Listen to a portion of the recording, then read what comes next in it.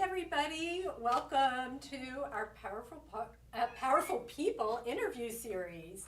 I'm Nina Mosier. I'm the Executive Director and co-founder of Powerful Parkinsons. And it's been a little while since we've done an interview, but I'm really excited because today we're going to talk about the power of dance. And I have three special people with me today. I'd like to introduce Nancy Bain, who is our lead dance instructor and our strength and balance instructor. Hopefully many of you know Nancy, who's been with us since before the beginning. Right. And then I have Bonnie Majors, who's one of our dance participants and many other class participants. She goes to many other classes. Yes. So welcome, Bonnie. And then we have Sherry Jankowski, who is one of our regular volunteers who has also been with us for a little while. Yeah, a long time. And she always helps out in dance and you'll hear a lot more about her role soon. So just to let you know, we are on live, and I just want to say hello to everybody. We want to communicate with you, and if you have any questions or comments while we're talking, put them in the chat, and we'll try to get to your questions. So thanks for joining us, and I want to just start by asking Nancy, what sparked your interest in getting involved with dancing and for Parkinson's? So this is actually an interesting little story. I found out about the Dance for Parkinson's program, which started in 2001 in Brooklyn, New York, where I used to live, at a very famous dance space called the Mark Morris Dance Group. And they had just started it in 2001. And I was here in Austin, Texas. I had been teaching dance exercise. I was running a dance program at a YMCA for both adults and children. And I was also teaching silver sneakers exercise. So I was in both the dance and the fitness world. I'm a dancer by trade, have been for a very, very, very long time. And one day, probably around, I want to say 2011 or 12, my mother called me and she said, "Oh my gosh, I just saw this thing on public television about dance and Parkinson's. This is for you. You have to find out about this." And I went, okay. And then I had another job. I was working for the school district as well in a non-dance or fitness position, and that job went away. The school district wiped it out. So I thought, okay, let me find out about this. I'm a person who doesn't just dive right in. I have to kind of see the research behind it. I have to meet the people. I have to see if it's a really, legit and evidence-based entity. And so I happened to go to Brooklyn and I interviewed David Leventhal, who is now the director of the program. And I came away from that interview and seeing a class, and I was completely blown away. And I thought, this is an amazing thing. What I'm seeing is something I can't even believe that I'm seeing, that people are moving to music and dancing and learning choreography and having so much fun, and it's having an effect on their disease. And that sold it for me. so, and that's how I got my training. I got initial training, then I got sort of intermediate training, follow-up, and then I got advanced training in that. So that was it. I had a friend here in Austin who had Parkinson's, and she kept asking me to help her. And I said, I don't know what to do. I don't really know what to do. And that kind of spurred me to try to see if I could help her. So that was the beginning of the whole thing. Yeah. Well, the story goes on because Yes. we, after Nancy got all this training, we miraculously connected. Yes. Myself and Susan Stahl, the co-founder, and you know, with your knowledge, along with everything that we knew, we came together and just brainstormed and Yeah. got Power for Parkinson's started. And I think that one of the things, I mean, you were so impressed with the benefits of dance. But also exercise. And I- exercise. yeah, So yes, it's sort of yes. translated into what we were doing. Right, So I right. think that you were really instrumental in Mhm. helping us craft the organization and the whole design from the beginning. Right, right. So that was Yes. really It was- amazing. It was something that kind of miraculously fell in place, that we met each other, and through a connection that I had, someone that I knew but not very well, and as soon as we met each other, we were just like, okay, this is good. We're gonna do this. Yeah. So it was really exciting, and you know, I think all three of us were just so excited about the potential to help people. Yes, and it's been a great partnership Yes. over the years. Yes. And so let's just talk about, for the audience, the people who, I assume that we have people that have never danced, and hopefully we have some dancers out there, but if you can just talk a little bit about the benefits of exercise for someone with Parkinson's, and your class and others, and even maybe talk about some of the research that Right. is Right. related to that. So, and as you probably heard, I teach both the strength and balance class, and I also teach the dance class. So, I, over the past 10 years, have seen a lot of the benefits of both the exercise, the fitness end of things, and also the dance end of things. There are some differences, which I'll talk about in a minute, but in general, as many of you probably know, there is overwhelming research now that shows that physical activity, exercise, dance, swimming, biking, lots of different things, are really beneficial for pushing back against the progression of Parkinson's. And so there are benefits that include improving your balance, improving your posture, which also improves your balance, improving your gait, so walking more smoothly, maybe having a larger gait, being more flexible, because stiffness is a symptom that we have with Parkinson's that we want to combat. Especially the upper body gets very stiff, but also the legs get stiff, the core gets weak, the legs get weak, the ankles don't work so well, all of those kinds of things. So as many of you know, we address all of those symptoms in our classes, whether it's fitness or dance. We are always addressing those symptoms. With dance in particular, there are some differences. So dance is usually always done to music, and there's a musical component. We use music in our other classes, but the music in dance is an integral part, because we are literally connecting every movement to the music in a special way. We're either expressing a feeling and our emotions, or we might be telling a story, we might be exploring some kind of concept, like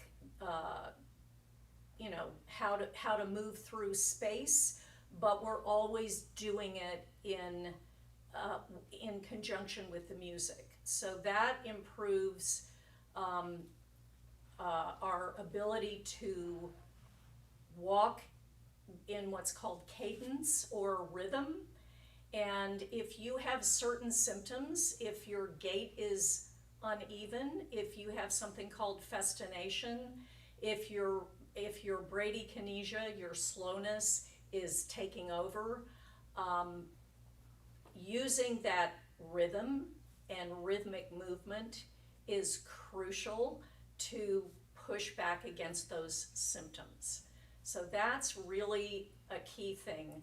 The other two things, well, actually there are three. So in dance, we talk about not just the movement, but the quality of the movement. So the movement could be, flowing.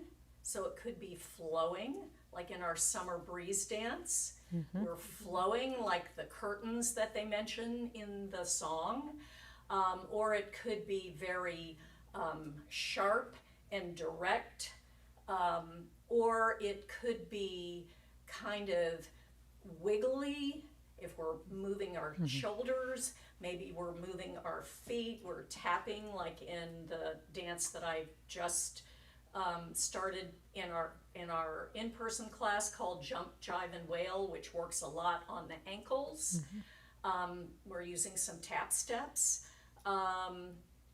So there are different qualities of movement. So it's not just about repeating a movement maybe 10 times, but it's how are we moving? Are we moving smoothly? Are we moving slowly? Are we moving fast? Are we moving very fast? Are we on the beat?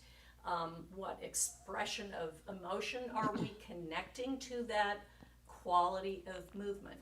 So it kind of pushes it cognitively, and that's also where we get into the element of memory. So memory, as you all know, memory in dance is key.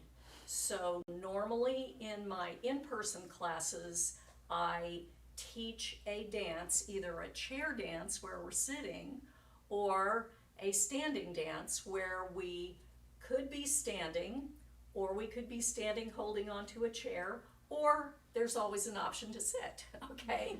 So, and I teach usually over a period of a month, sometimes a little longer. So we start at the beginning, and then the next week we add a little bit more, we go back to the beginning, we add a little bit more, and then the next week we add a little bit more, we go back to the beginning. So you're constantly refreshing kind of your short-term memory, and then I'm always kind of cueing. I'm always telling you, okay, you know, this arm goes this way, or watch me, arms up, big jump now, look to the right, things like that. So I'm always cueing people to help with that. The other aspect is long-term memory. So when I revive a dance that we might have done the year before, which I do in the summer, we have lots of summer dances, including the sailing dance, which seems to be one of the big favorites. That allows people to go back into their long-term memory, and it's kind of like many of you might know about Tony Bennett, and that Tony Bennett, who recently passed away, had Alzheimer's.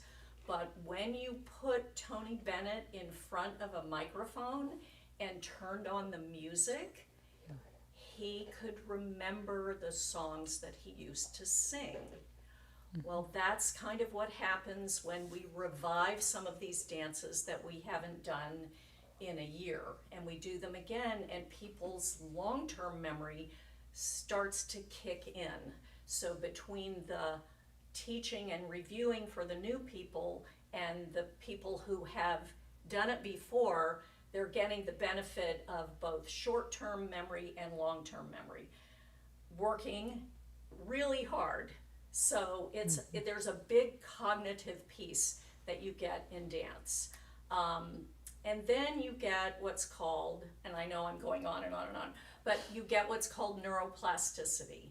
So that means that the brain is thinking and moving in lots of different ways.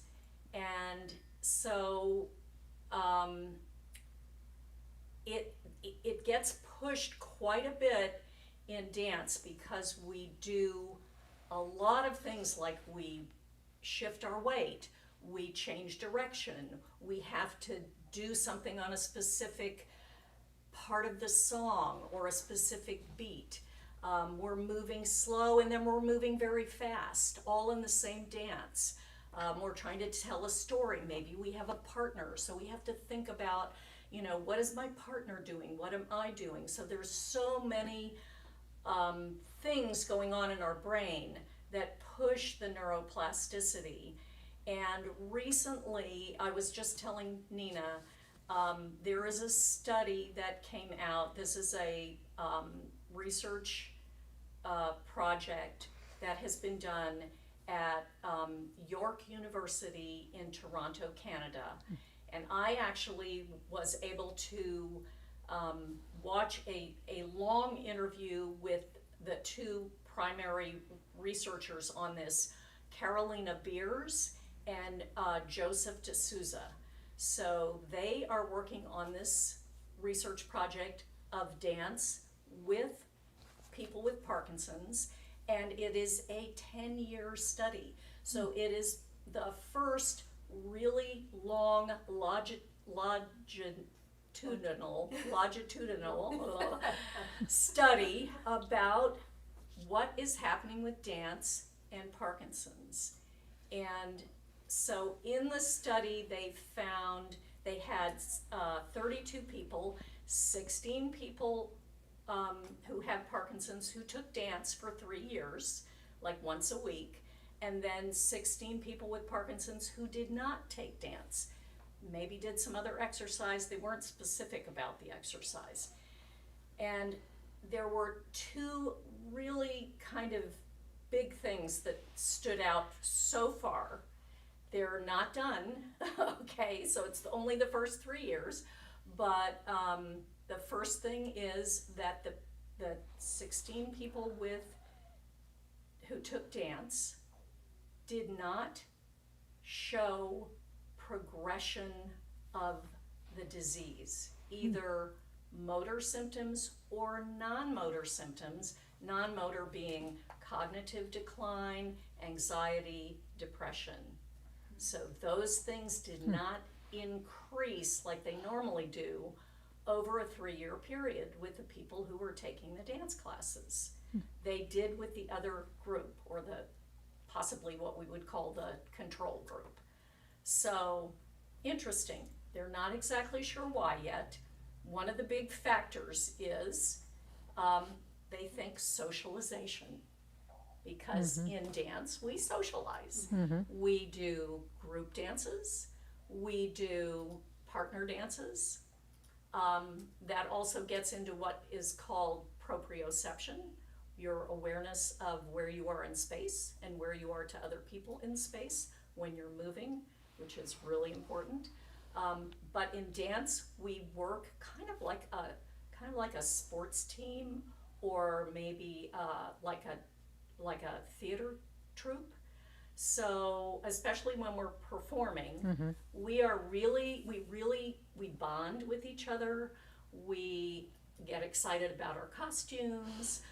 Even in class, like when we're doing Thriller for Halloween, or we're doing, rocking around the Christmas tree at Christmas time, we get excited about our costumes, we dance with each other, we just have a really good time. That socialization, as many of you know, is a key factor. That is really big in dance. It happens to be big in all of our Parkinson's, Powerful Parkinson's classes. We push socialization because we know the value of that. So that is one big thing. The other part of this research at York University in Toronto showed that they think there is a similarity between dance and what's called high-intensity interval training. So they're beginning to see that not just for people with Parkinson's, but in general, high-intensity interval training is extremely beneficial physically in a number of ways in terms of people's health. What that means is that you're exercising and you have short bursts of intense, usually somewhat quick, fast, and high intensity exercise, and then you follow that with either a period of rest or low intensity exercise. Just so happens that in dance, depending on what kind of dance you're doing, and we usually kind of mix it up in our classes, we might do rock and roll, and then we'll do something very, lyrical, or maybe we'll do tap, and then we'll stand up, and we'll do some other thing that has to do with a sports theme. The dances, because of the music, have that, it's not just one, even though there's a beat going on all the time, it's not just one level of intensity. It goes from, maybe being slow to being very fast, then pulling back and being slow again. And so they're beginning to think that the neuroprotective qualities that they're seeing in high intensity interval training are what we're doing in dance and also in our exercise classes, because our exercise classes do that as well. So there you have it. That's it's kind of involved, but and I didn't want to get into all the super scientific stuff, but I was pretty impressed with this research study to begin with, and then when I saw the publication of what they've got so far, I thought, wow, this is really important for us, and it feels like Power for Parkinson's is really on the right track with what we're doing. So. Well, thanks Okay. for all that A lot of information. information. That's a lot of It's a information. lot. It's really a lot, and we have fun in dance. Yes. People have Yes. fun, but Yeah. there's so much that goes on. Like if you Yeah. really break it down and you think about it, the benefits. Yes. So this is what I want to ask. I want to ask both of you, but I'm going to just say this. For our classes, you do not need to be a dancer to No. participate, right? No. Oh no. Oh no. Oh no. But I assume that both of you do feel you can dance. Or were you a dancer? Oh, no, I never danced in my life. I'm going to give you this to hold on to. Yeah. And when I first started the class, I thought, oh no, I cannot do this, because I've never danced in my life. And I absolutely love it. And I think it's the hardest thing mentally I've ever done. A close second would be trying to learn Spanish. Oh, okay. But it's been really challenging for me mentally. But I just love it. Yeah. What drew you to the class, or how did you even get up the nerve to do it? Was it hard? Nancy. I knew I needed to do it, and I looked online, and I saw that Nancy had 2 classes that were 4 blocks away from my house. Okay. So I thought, okay, I'm going to give this a try. And just absolutely fell in love with both classes. The first day I went to class, it was incredibly hard for me. And I remember the second time I came back, Nancy said, oh, I didn't think you'd come back. But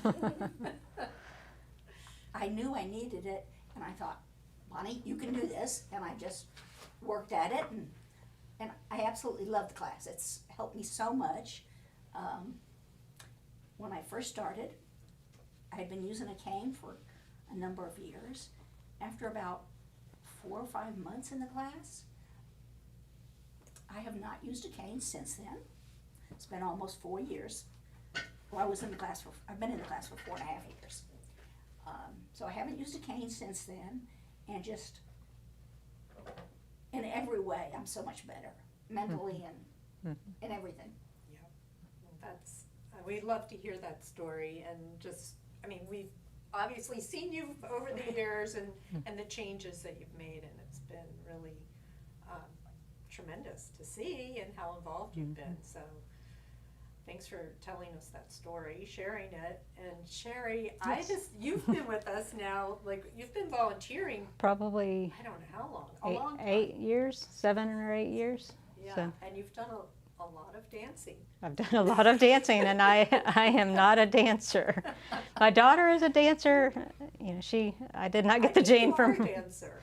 I can dance, but it's hard, but it's very fun, and the classes are fun, and it's fun to to be with the participants when we partner dance. It's especially with Bonnie, because Bonnie and I are about the same size, so we match up very well together, and it's just so much fun to be around the participants and just doing the dances and just exercising and just seeing how, like Bonnie said, people are really worried about dance, but you can sit in the chair and do the dance. Even if you are having an off day, it's fine to sit down. Or if you feel great, you're always, if you need a chair to stand and hold, or if you need your cane, it's okay to do. Nancy modifies everything for everybody, so it's just a wonderful class, and it's just so much fun to be with everyone. It is fun. Mm-hmm. Yeah. And I think the thing that I love about the classes, and I am not a dancer in any way, but I've watched Nancy over the years, and I love how you break everything down. So you do certain moves, and at first you feel like you're stumbling, and then by the end when you put on the music and you start following her, and it's just, it almost brings me to tears every time, because the way things come together is so beautiful. And just to see a room full of people who are not, most are not dancers. No. But to be able to just pull that all together is such a beautiful thing. And now that we're 10 years down the road, and every year Nancy has had her dance troupe perform at least 2 dances each year, 2 different, pretty complex dances. And we do that at our birthday bash, but just so beautiful. But that's obviously an in-person class, and for some of you watching, I'm sure that you are doing things virtually. We do have a lot of classes online too that Nancy has taught. Quite a lot. So many, and I would really encourage you to try those, because they're different. It's different. You use a different part of your brain than what you do when you're doing an exercise class. Even though a lot of our exercise classes are very complex, it's a whole different experience, I think. So I would encourage you to give those a try. And again, most of them can be done seated or standing. The music is great. We have a whole variety of music from, like, I just wrote a few down here, but your sailing dance, you have some Broadway tunes, there's holiday, St. Patty's Day, what else? An African dance we have. So we have so many options to try. Is there do you have a favorite dance that you've done? The sailing dance. Why do you like it so much? Well, the first year I started, we learned that. And I ended up in a situation where my husband was very ill. And all night long, I did the choreography and the song in my brain.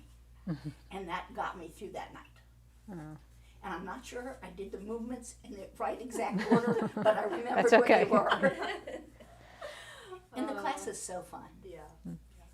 when I first started, I didn't get what the connect meant, Yes. but I do now. Yes. And I feel like everybody in the class is friends of mine, and Yes. Yeah, you really do. You bond with, yeah, Yeah. you with do. the class. Yeah. Do you have a favorite one? I like summer in the city.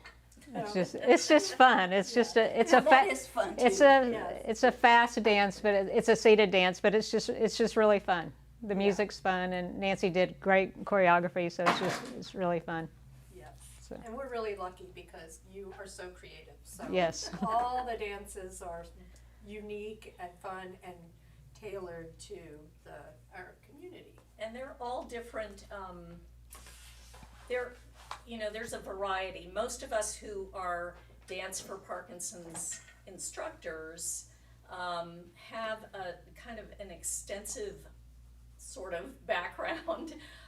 So we sometimes will teach something that is jazz inspired, or maybe tap inspired, or maybe a modern dance, which could mean anything.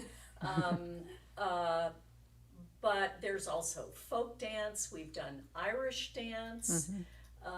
We've done some like Virginia reel stuff before, and even those of you who have done you've done this with me, where in something like the Irish dance or the Virginia reel or some of our circle dances, we have people in wheelchairs who are participating in those dances. And it's really incredible to see how everyone in the whole group moves together and makes sure that those people are participating the way the rest of us are. And in partnering, we do the same thing. And so I've had sports themed dance classes, like one about baseball, one about fishing, one about surfing. I've had a lot of my summer dances, which many of you have seen. Broadway, in Broadway we did one from a chorus line. We did Sit Down, You're Rockin' the Boat from Guys and Dolls. We did Put On Your Sunday Clothes from, I think that's from Maine. So, and there were so many fun things about those performances that we did.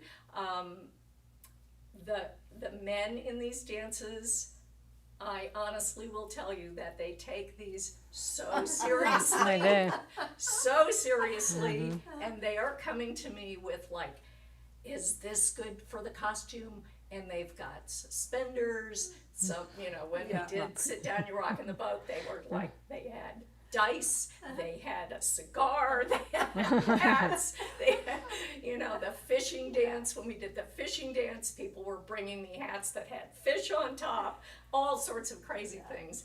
We just had a blast doing all of that together. So, I really like to mix it up and make it as fun as possible. And the nice thing about that is that it looks like fun. It can be pretty complex.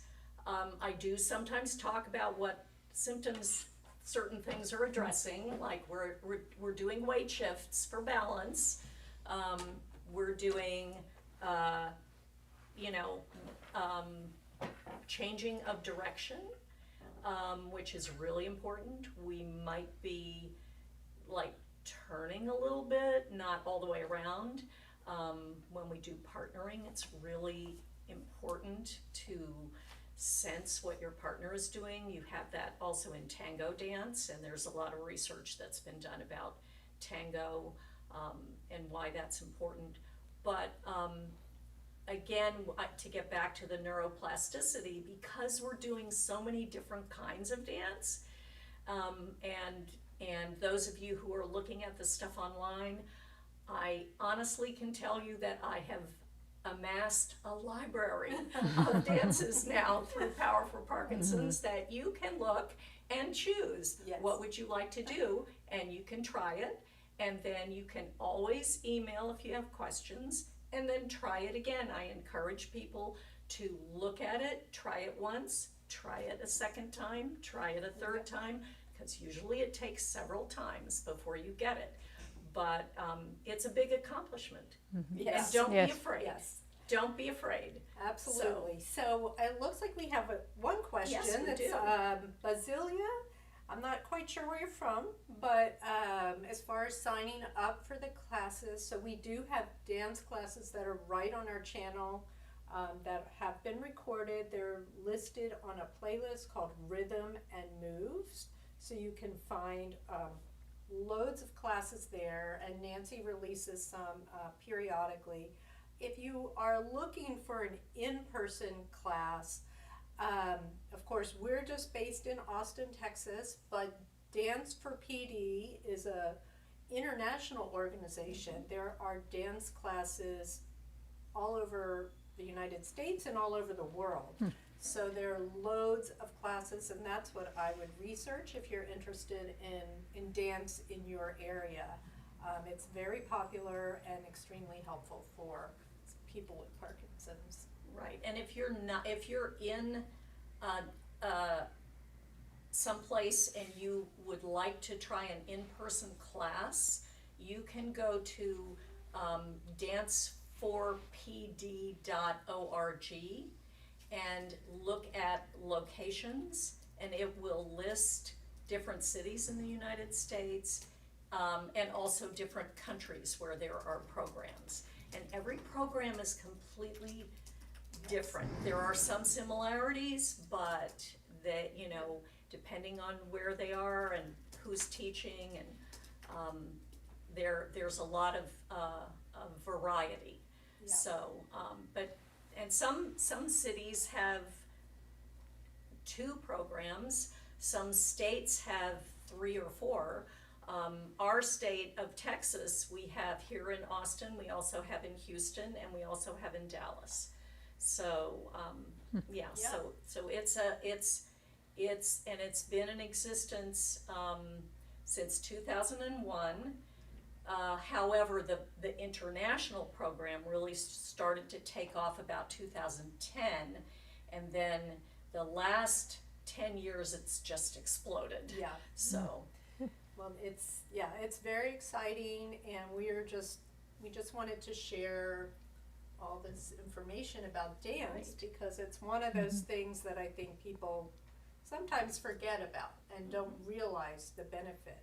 So before we wrap up for today, I just want to ask if we have any other questions. Okay. I would just like to say that I have had people say to me over the years, I can't dance, I don't have any rhythm, I think I would be really embarrassed if I took that class. It's just something I don't want to be embarrassed about. I think I would look really silly doing. And, That's me. and you know I think what? I've said all of those things. I have too. Yes. Me too. Yeah. And what I would like to say is, first of all, come that try our it. classes are all what we call a judgment-free zone. Yes. So there's no judgment. We are not judging anybody. This is not about being a professional or even trying to be a good dancer. That doesn't even play into it. It's about having fun, being with your peers, and having something that you can go to in addition to what you're already doing for your Parkinson's that will greatly benefit you in many ways. So I would say, don't let those feelings of fear and embarrassment take hold of you and let them rule what's going on. You need to just push push them aside the way Bonnie did, the way Sherry has done for all these years, and go out and have some fun, okay? And I promise you, you will see the benefits, and you'll have a big smile on your face as well. So I think we can all vouch for that. Yes. Yeah. Yep. Yeah. Yes. Well, I want to thank thank all of you for Sure. being here today, for being involved with us. Nancy, Thank thanks you. for bringing dance to Austin and to Power for Parkinson's. Absolutely. And it's been just a pure joy for all of us and everybody who's been involved over the years. And I hope that anyone who has been watching, I hope you'll give it a try. Like I said, lots of dances online. You could hopefully find something in your area, but it does something different. It's something different than exercise, and it really, the neuroplasticity that is triggered in your brain and the joy that is triggered is so important and transformative. and powerful. And powerful. Powerful. Yes. Powerful. There we Powerful. go. Yes. It's powerful. It is very powerful. So, thanks for joining us today. Thanks, everybody. Can I say something? Oh, absolutely. I would like to say to all my PFP friends, please give the dance class a try. It is so much fun, and it really works your brain. Thank Thank you. you. I like that. I like that plug. It's really important. And so, hope we see you in class. Thanks a lot, everybody. Bye. Have a good weekend. Takes me away.